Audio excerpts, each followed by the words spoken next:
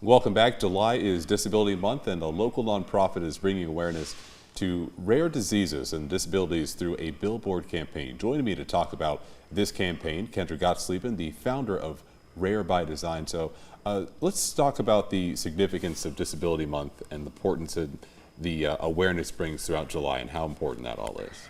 So in 1990, the ADA, which is the Americans with Disability Act, was signed into law, and so it was July 26th. So that's why July is such a pivotal time in the disability and rare disease community, and that's because it was so that those of us with disabilities and rare disease aren't discriminated against, creating more access to going to colleges. You know, it's a large accessibility, being part of the community, independent living, like not being isolated. So it's just getting us, back into the community. And we're coming a long ways. To think about it, 1990 wasn't really that long ago. So This is year 33 of the ADA.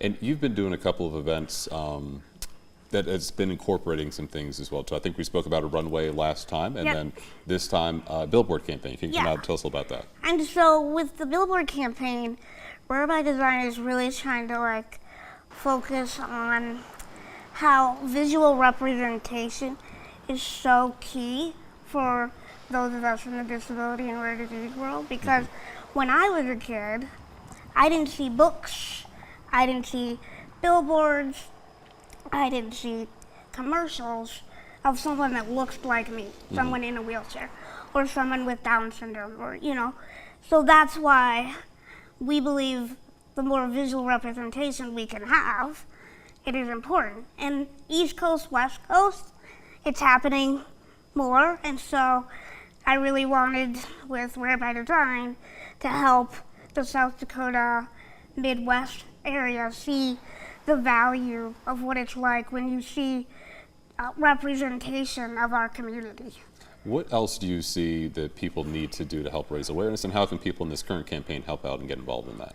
Well, a lot of it is just helping spread awareness and realizing that individuals with disabilities are key figures in our community. We need to be at the table. We have voices. We have so much to give that visual representation is part of the whole scheme of things. We can help with media. We can help with, so many things that a lot of it is just when you're talking about creating something or campaigns or building structures, having people with disabilities at that table, because we have a voice, and sometimes, like many of us, we have a different perspective on subjects or things like access, getting into the building, or how to, some individuals, when you are blind, how do they receive that information if there isn't visual descriptions of what's on the computer or what's on the document?